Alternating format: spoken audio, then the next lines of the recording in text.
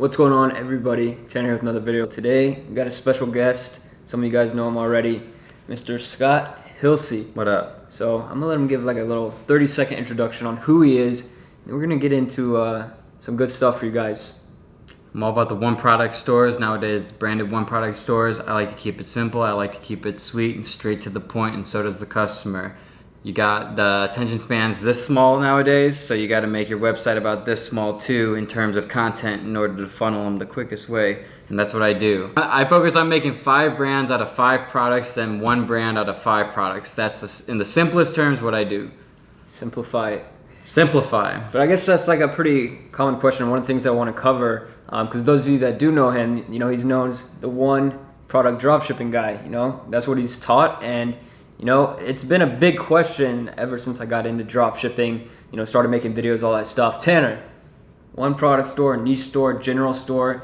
And it's a hard question to answer, I think, for me when I first started and getting into it. It was hard to come down to what specifically to follow out of those 3 options. And I think right now, obviously, one products are booming. Yeah, big time. I've never seen a bigger boom than recently. If you look at Google Trends, right around when I made my first like one product dropshipping video, it started booming because people start seeing results, and it's like, why would you put 10, 20, 30 hours into importing, you know, tons of products into a general store when you can make a store in 2 hours with one product on one page and keep it simple and funnel it like Russell Brunson? Yeah. I mean, like, that was my first ever store that I made, was a one product store. Oh, really? You know, for that face mask. And then, like, once I started getting more into things, I was like, I want to do a general store. You know, I'm going to test products on there and go from there. But it does take a lot more time, effort, and making ads for all the products if you were going that route of testing them all. Yeah. But I think there's a lot of different ways we can go about it, seeing it. What would you say is the biggest take on one product versus general? So general, the issue is general stores are good if the customers that you're getting onto your website don't navigate to outside of your website, you know. Especially now, because not only are more people drop shipping, but because more people are drop shipping, more people know what drop shipping is. And if more people know what drop shipping is, when they recognize your store as a drop shipping store, they're gonna be like, why would I pay them $30 when I know I can get this on AliExpress for $11? If you have your website built in a way where it seems like it's a legitimate brand, then the chances of them looking it up on AliExpress or Amazon or other places is going to be very, very slim compared to, you know, if they come to your store and it's like, okay, I've seen this store 100 times on 100 different ads. It's like, it's just a store of random stuff. It's like, that's just where my mentality is. It's all about not tricking the customer, but making the customer believe this is a legitimate brand, which it is and will transform into. But you just basically don't want them to know that there is a cheaper option out there relative to dropshipping. So what's the difference between a normal one product store and a branded one product store? So like, yeah, this is new. This is like kind of new into the game. So I call this the one product general store and the one product branded store. The one product general store, you can make it like, my website was called onedealatatime.com. So it's like, okay, this person's getting this ad, the Facebook page says one deal at a time, the website says one deal at a time. What's their one deal at this time? Oh, it's this little, you know, iPhone case or whatever. So if that product doesn't work, you can easily just swap that product out. You don't have to change the domain, you don't have to change your store name or anything like that. But it takes a little bit more work, but nowadays this is my idea of how to get the most profitable. This is just my, you know, ideology.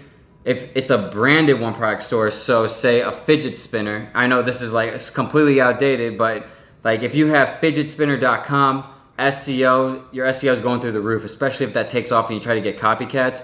Everyone's going to know you as the most trustworthy because you got fidgetspinner.com or like blackcharcoalmask.com. If you can own that domain, you can build a brand around that so easily. And then if all these people try to steal your ideas and stuff, doesn't matter, because when they Google blackcharcoalmask.com, then they're gonna find that. Again, this is a bad example, but everyone knows it. The fidget spinner. If you can't get fidgetspinner.com, you can get something like spinny360.com. And then when they search spinny360, they're not going to see all the competitors' results. So that's just an alternative, you know. There's actually 3 basically. There's the general one product store, the branded one product store with the actual name of the actual product, and then there's the branded brand general store, branded brand store, I guess you would call it, where it's a name that you made up yourself so that they can't Google it and find all the competitors. Yeah, but when it comes to branding, let's say I find, my product. I'm selling, a little watch. I want to make a one product store, sell this watch. I think a lot of people I've seen just, import something from wherever. They leave like the original listing, details, all that stuff. But when it comes to branding, I think that's a question a lot of people want to have the answer for. Is it, making a good logo, having a great domain, or is it, having quality images? Visually on a website, what would you say is the main differences that you notice? So the logo should basically be your product. If you're making a one product store, the one product should be your product. Jesus. The logo should be your product, okay? And then again, the name should be relative to your specific product, and all the photos on your website should be only relative to your specific product. Are you taking people directly to a product page, or are you taking them to like a home page and it's sort of built as a funnel? Okay, yeah, the home page is built as the funnel. So, it's basically a couple pictures, a couple descriptions, and then a trust badge. And then it's super important you have dynamic checkout, because there's no better trust badge than a PayPal dynamic checkout, because everybody knows PayPal backs the customers, and if you're selling with PayPal, they know they can get that money back if it ends up being a scam. So that's one of the most important parts. And I like to keep it super simple. I don't use timers anymore. I don't even use reviews really. But yeah. I do. Yeah, I know. Yeah, I know. I think a great analogy I heard, I was talking to someone that owned a big agency that manages different e-commerce stores. And, we were talking about dynamic checkout versus just add to cart and, then go to checkout. And the thing he told me is like, if you want to go in a grocery store and buy one thing, cookies, I talked about this in another video, whatever it is, you're not going to go in there, grab a big cart, grab the cookies, and then go all the way to your checkout. You're just going to go grab the cookies, check out, and that just eliminates that one step of getting the cart. Yeah. And it's a similar thing online. If you only have one product, or you're just trying to sell them on this initial product that they landed on, then you don't want to have them stranded there, because that's just another step that they can make a decision of. You want to have as little friction as possible. The less friction you have, the less steps for them to do, the better. That's why I try to keep it as simple as possible. But I like that analogy a lot. If it's a one product store, unless you're funneling them to like some sort of deal when they add it to cart, you can make it so that it's a dynamic checkout right from the get-go, so it goes straight to the purchase. All right, I'm gonna ask you this question, Scott. Okay. I'm brand new, or I'm like, sort of getting into e-commerce a little bit, whether drop shipping, in-house, whatever. Influencers or Facebook ads? Don't use influencers. It's so easy. Everybody knows an influencer out there who has a ton of followers, a ton of comments, a ton of likes, all this. You really don't even know. There's actually, I think it's like igfollow.itv. There's some website that I use where it literally gauges and it makes a pretty accurate assumption of what percentage of these followers are real. But even then, that can trig. It's like influencer marketing is kind of going out the window at this point, because so many people faked it till they made it. I mean, I've been duped myself, you know that. Kind of duped myself, where it's like you kind of trust somebody if you see they have a lot of followers or a lot of likes or a lot of comments and stuff. But at the end of the day, the way you can really gauge someone's real following is when they go Instagram Live, how many people are on their Instagram Live. When they open up a different social media platform, how many people are subscribing or transferring over to that social media platform.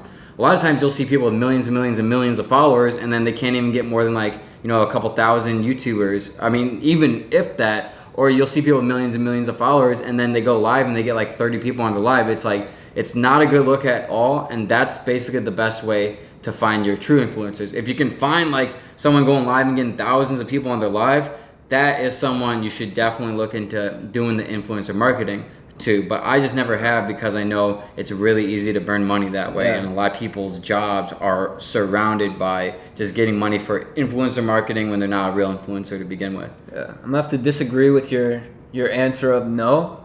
I do have several friends that are doing really well with influencers, and I started off with influencers. I had some big pages, and that's my first store. I started just posting. A buddy and I owned a page with a few million followers, a theme page, and we just promote the product on our page. But I think right now the biggest thing is that theme influencers are not really worth it if you're just getting into it, I would say. Because what happened is, when I started getting into it with influencers, the biggest thing is you would start running ads with them, and then they'd steal your product. They started learning what dropshipping was, and they'd start not selling ads to you anymore and just start promoting on their own page. And next thing you know, like all these different accounts, whether it's their own store or not, are just blowing up their feed with these ads for these products, and whether they know they're trustworthy or not. But on the whole other side, personal influencers, there's a lot more to gain there. I know people say, check the engagement rate, all that good stuff, which can definitely help, but I think it really comes down to your understanding of social media. And like he was saying with the Instagram Live, like that's where you're going to see, your real engagement with these people. And I know right now, personal influencers are probably your best bet, but those are a little bit more money, of course, because there's a lot more of a personal connection.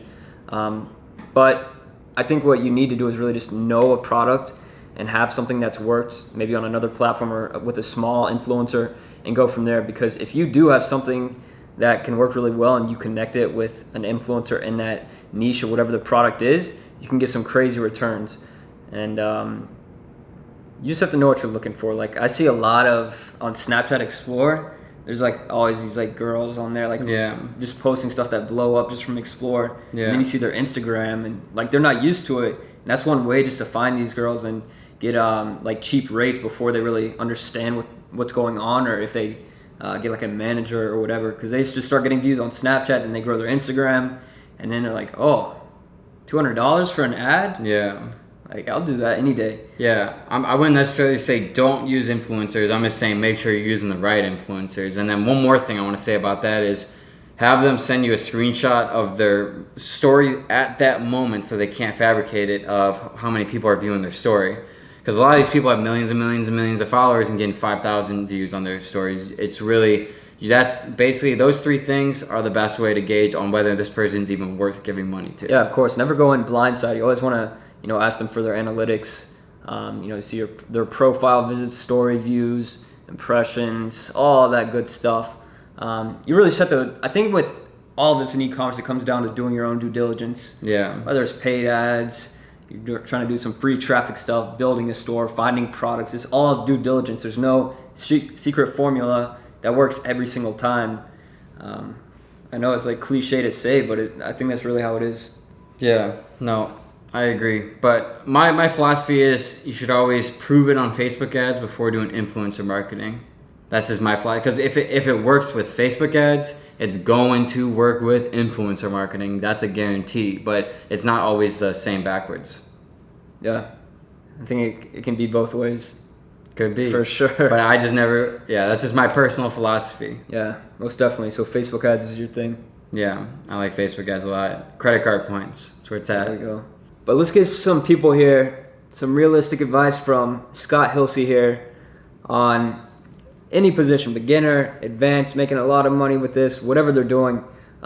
Just some words for my followers that maybe don't know who you are and you want them to know your philosophy on something that may be a little bit different. Listen, I'm not one of those motherfuckers who take other people's screenshots or do draft orders to make their numbers look bigger and then pretend to be someone they're not to sell a course. No, I try to keep it real as possible. And here's the most realistic, practical advice you can do. So you can literally create your entire Shopify store, your Facebook page, and launch an ad in about 3 to 4 hours following this advice right now. Make a Shopify store, do the inner workings. That's very simple. Make the policies, use the theme Jumpstart, and then you filter that down to one product. Jumpstart is mainly used for launching or getting a campaign to fund a specific one product. You just transfer that into a one product store. Find a viral product, not a bland product like a salad chopper or something stupid like that. An unsaturated viral product that people would share regardless of whether they would buy it.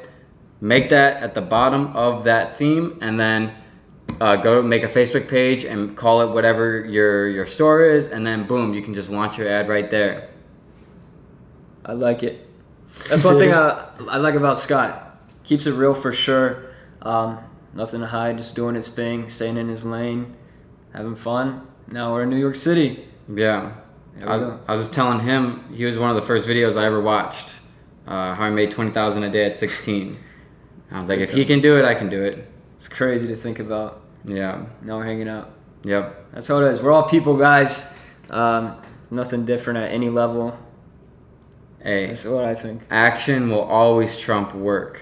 And what I mean by that is you can work on a store for 50 hours, but if you never take action and actually launch that store, what's it all worth anyway? So Yeah, that's just something to think about. don't stump yourself on that process, but more of just getting something going and getting people on your site, figuring out why they're going through the funnel and it's working or why it's not working, and going from there. You know, when you just spend all the time before you even launch, you don't know what's going to happen. I'd rather build off of data, whether it's good or it's bad. That's going to close up this video, guys. If you want to check out Scott's channel, I'll put that below. You want to check out Simplified Dropshipping, I'll put that below too. And yeah, we'll see you guys soon. Estoy lista para irme de aquí. ¿Dónde está la leche? If you enjoyed this video, make sure to leave a like, comment, and subscribe. Peace.